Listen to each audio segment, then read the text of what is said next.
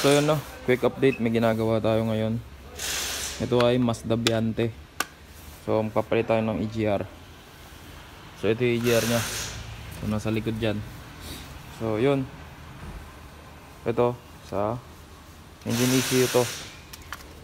Yan, nilagyan natin ng takip kasi para hindi mapasukan ng mga dumi. Mahirap na. So ayun, pwede nyong gawin yung ganitong style. Kasi na-adapt ko lang naman to nung nasa Lexus ako. So yun. Tapos ito yung engine ECU nya. Yan. Nasa ano na air cleaner.